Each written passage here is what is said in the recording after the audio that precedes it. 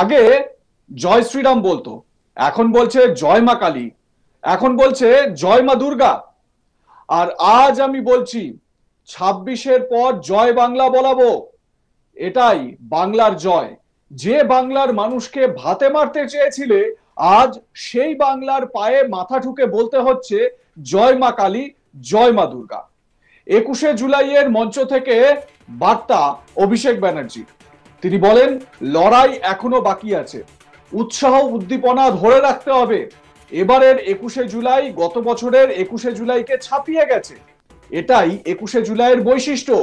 প্রতি বছরের 21শে জুলাই গতবারের 21শে জুলাইকে ছাপিয়ে যায়। কি বলেছেন অভিষেক ব্যানার্জি? বিশেষ করে ওই জায়গাটা শুনবেন যেখানে অভিষেক ব্যানার্জি বলছেন যে জয় শ্রীরাম ছেড়ে জয় মা কালী, জয় মা দুর্গা বলছে। 26-এর ভোটের পর এদেরকে জয় বাংলা বলাবো। শুনুন, আসছি বিস্তারিত বিশ্লেষণে। আগে জয় শ্রীরাম বলতো, মনে আছে? ঠেলায় না পড়লে বেড়াল গাছে ওঠে না। এখন বলছে জয় মা কালী, এখন বলছে জয় মা দুর্গা। আর আজকে আমার নাম দিয়ে লিখে রাখুন 21শে জুলাই 2025। আমি বলছি 26-এর পর জয় বাংলা বলাবো।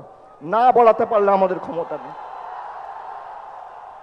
আরে এটাই তো তৃণমূল কংগ্রেসের জয়, এটাই তো বাংলার জয়। যে বাংলার মানুষকে ভাতে মারতে চেয়েছিলে, আজকে সেই বাংলার মানুষের পায়ে মাথা ঠুকে জয় মা কালী, জয় মা দুর্গা বলতে হচ্ছে। এটাই বাংলার 12 কোটি কৃষক, শ্রমিক, যুবক যুবতীদের জয়, তপশিলীর জয়, আদিবাসীর জয়, জনজাতির জয়, কৃষকের জয়, শ্রমিকের জয়, বাংলার কৃষ্টির জয়, ঐতিহ্যের জয়, সংস্কৃতির জয়। যে দুর্গাপুজোর কমিটিগুলোর পিছনে ইনকাম ট্যাক্স লাগিয়ে দুর্গা মণ্ডপগুলোকে অপমানিত করেছিলে, দুর্গাপুজো বন্ধ করতে চেয়েছিলে, আজকে সেই বাংলার মাটিতে দাঁড়িয়ে জয় শ্রীরামকে বর্জন করে জয় মা দুর্গা বলতে হচ্ছে। আর 10 মাস তারপর জয় বাংলা বলবে। আপনারা সবাই ঐক্যবদ্ধ তো? আপনারা বলুন, যে বাংলা ভারতবর্ষকে স্বাধীনতা সংগ্রামে পথ দেখিয়েছে, নবজাগরণে পথ দেখিয়েছে, আমাদের কবি সাহিত্যিক কবিগুরু রবীন্দ্রনাথ ঠাকুর, বঙ্কিমচন্দ্র চট্টোপাধ্যায়, যারা ভারতবর্ষের আত্মাকে শব্দের মাধ্যমে, সাহিত্যের মাধ্যমে, কবিতার মাধ্যমে রূপ দিয়েছেন, যে বাংলার বিপ্লবীরা রাসবিহারী বসু থেকে শুরু করে বাঘা যতীন, ক্ষুদিরাম বসু, যারা শুধুমাত্র বাংলা নয় গোটা উপমহাদেশে আন্দোলনের প্রদীপ জ্বালিয়ে ভারতবর্ষে দৃষ্টান্ত স্থাপন করেছে, তারা যে ভাষায় কথা বলে সেই ভাষায় অপমান। 2021-এর আগে বলেছিলাম খেলা হবে, এবার বলছি পদ্ম ফুল উপড়ে ফেলা হবে, পদ্ম ফুল উপড়ে ফেলা হবে।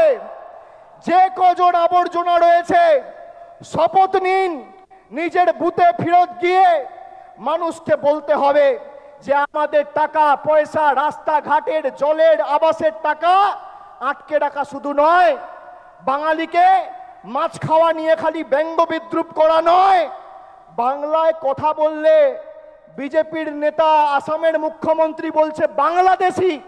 আজকে বলুন প্রায় 15 দিন হয়েছে এই বিজেপির নেতারা দিল্লির দায়িত্বে, দেশের দায়িত্বে, যারা দলের দায়িত্বে রয়েছে, প্রধানমন্ত্রী থেকে শুরু করে স্বরাষ্ট্রমন্ত্রী, বিজেপির সর্বভারতীয় সভাপতি, কি ব্যবস্থায় হিমন্ত বিশ্ব শর্মার এগেনস্টে নিয়েছে। একজন নির্বাচিত মুখ্যমন্ত্রী তিনি পদে বসে বলছেন বাড়িতে বাংলায় কথা বললে বাংলাদেশি। গর্ব করে বলবো, আর আমি তো বলবো আমাদের এবার নিয়ম নেওয়া উচিত যে অন্তত পক্ষে এই সেশনে আমরা পার্লামেন্টে দরকার হলে বাংলায় বক্তব্য রাখবো, কথা বলবো। আসলে গত 18ই জুলাই দুর্গাপুরে প্রধানমন্ত্রী নরেন্দ্র মোদী তার জনসভা থেকে সেখানে কিন্তু প্রথমেই বলেছিলেন ভারত মাতা কি জয়, তারপর বলেছিলেন জয় মা কালী। আর এ থেকেই অভিষেক বন্দ্যোপাধ্যায় সেই যে স্লোগান, যেখানে প্রধানমন্ত্রী জয় শ্রীরাম না বলে বা জয় শ্রীরামের কথা উল্লেখ না করে জয় মা কালী বলছেন, সেই বিষয়টিকে নিশানা করেছেন অভিষেক। পাশাপাশি তিনি বলেন 1 ইঞ্চি জায়গা ছাড়বেন না, আত্মতুষ্টিতে ভুগলে হবে না, টিএমসি জিতছেই, মমতা ব্যানার্জি আছে বলে আমরা লড়ে নেব, সে আমাদের নির্দেশ দেবে, পথ চলার দিশা দেখাবে, মাঠে ময়দানে আমাদের সবাইকে লড়তে হবে, 1 ছটাক জমি ছাড়া যাবে না। কি বলছেন অভিষেক, শোনাবো আপনাদের। বলছি 1 ইঞ্চি জায়গা ছাড়বেন না। এরকম না আত্মতুষ্টিতে ভুগলে হবে না যে তৃণমূল জিতছেই, মমতা ব্যানার্জি আছে, আমরা লড়ে নেব। মমতা ব্যানার্জি আছে, সে আমাদের নির্দেশ দেবে, পথ চলার দিশা দেখাবে। মাঠে ময়দানে আমাদের সবাইকে লড়তে হবে, 1 ছটাক জমি ছাড়া যাবে না। দেখি এদের কত ক্ষমতা। বাংলার মানুষকে ডিটেনশন ক্যাম্পে নিয়ে যেতে চায়, এদেরকে 26-এর পর ডিটেনশন ক্যাম্পে আমরা নিয়ে যাব। এদেরকে ডিটেনশন ক্যাম্পে রাজনৈতিকভাবে গণতান্ত্রিকভাবে হারিয়ে আমরা নিয়ে যাব। আমাদেরকে আপনি বলবেন দেশের নাগরিক, আর কে দেশের নাগরিকরা? 70টা বিধানসভায় জিতে আর 12টা লোকসভায় জিতে ভারতবর্ষের বিভিন্ন জায়গায়, দিল্লিতে, জয় হিন্দ কলোনিতে বাঙালিদের উপর অত্যাচার, আক্রমণ, বিদ্যুৎ কানেকশন, জলের কানেকশন কেটে দেওয়া হচ্ছে। আজকে যারা বাংলায় 70টা আসন আর 12টা লোকসভায় জিতে ভারতবর্ষের বিভিন্ন ঝুপড়িতে, ভারতবর্ষের বিভিন্ন বস্তিতে, বিভিন্ন জায়গায় বাঙালিদের আক্রমণ করতে পারে, অ্যারেস্ট করতে পারে, বাংলাদেশি বলতে পারে, তারা যদি বাংলা দখল করতো কি হতো? অভিষেক আরো বলেন, বিজেপি লড়াইয়ে জিততে না পেরে গরিব মা বোনেদের ভাতে মারার চেষ্টা করে, বাংলার মানুষের টাকা গায়ের জোরে আটকে রাখে। সেই বিজেপির একটাই পরিচয়, তারা বাংলার বিরোধী।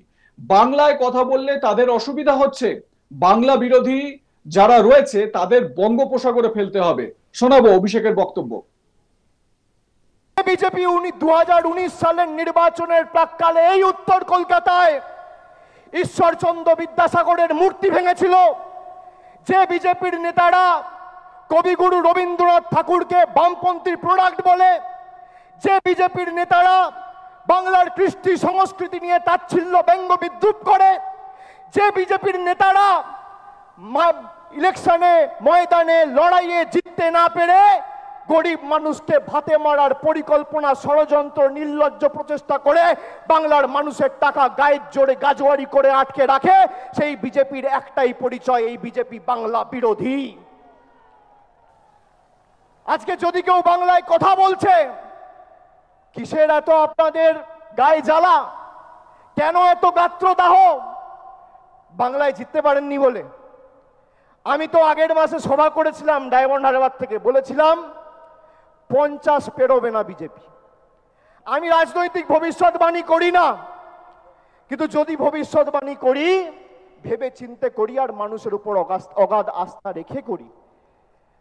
আমি আপনাদের দায়িত্ব নিয়ে বলছি, যেভাবে এরা বাংলার মানুষকে লাঞ্ছিত, নিপীড়িত, অত্যাচারিত, অপমানিত, শোষিত করেছে দিনের পর দিন, খালি নিজের ঔদ্ধত্য, অহংকার আর দম্ভের কারণে যে কটা ছাইপাস আর গুটি কয়েকটা বাংলা বিরোধী পড়ে রয়েছে, তাদেরকে ঝেঁটিয়ে বিদায় দিয়ে আমাদের বঙ্গোপসাগরে ফেলতে হবে।